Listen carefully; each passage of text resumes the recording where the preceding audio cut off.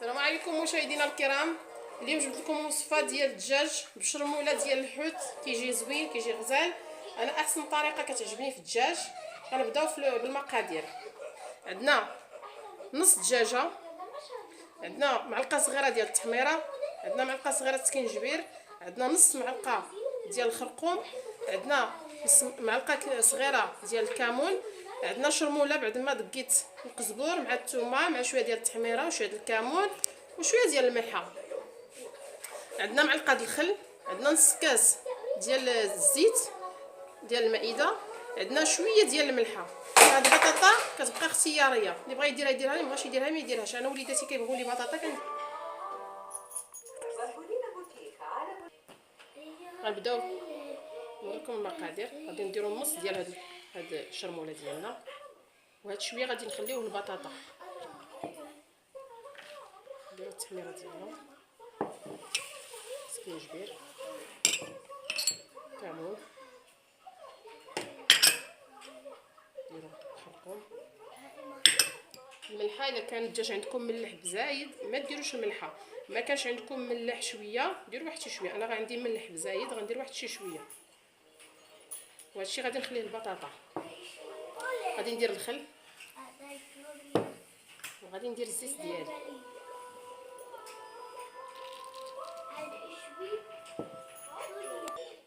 كما كتشوفوا بعد ما هونت الدجاج كنديروا بهذه الطريقه هذه، كنفلحوه باش كيطيب لنا. نشرملوه مزيان. هاد القصف الصدري حتى هو قسمته على جوج، حتى هو غادي نشرملوه مزيان. الصدر فيليتو على الطريقه هذه.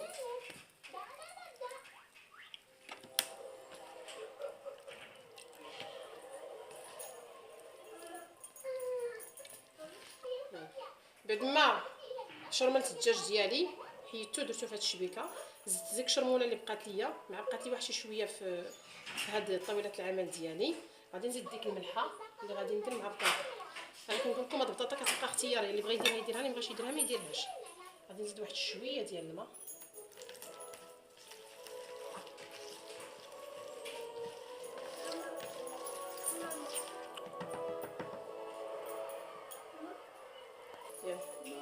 هانتوما مشاهدينا الكرام، بعد ما رولنا البطاطا ديالنا غنديروها هي الاولى في هاد المول. هانتوما مشاهدينا الكرام كنستفوها بالطريقه. كنزيدو الدجاج ديالنا كنستفوه في الخلاطه ديالنا بالطريقه هذه.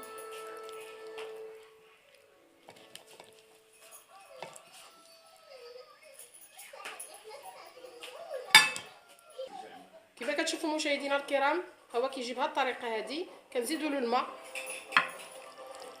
نزيدوا له كاس ديال الماء وندخلوه يطيب. انتما كما تشوفوا مشاهدينا الكرام بعد ما طاب كيجي بهذه الطريقه هذه. كيجي صراحه الدجاج غزال، تيجي لذيذ، كتجي. انا صراحه غادي نشارك معكم الاكله ديالي، احسن اكله مفضله عندي في الدجاج. كنتمنى ديروا لنا جيم وتشاركوا معنا في القناه باش تشوفوا الجديد ديالي. وشكرا مشاهدينا الكرام.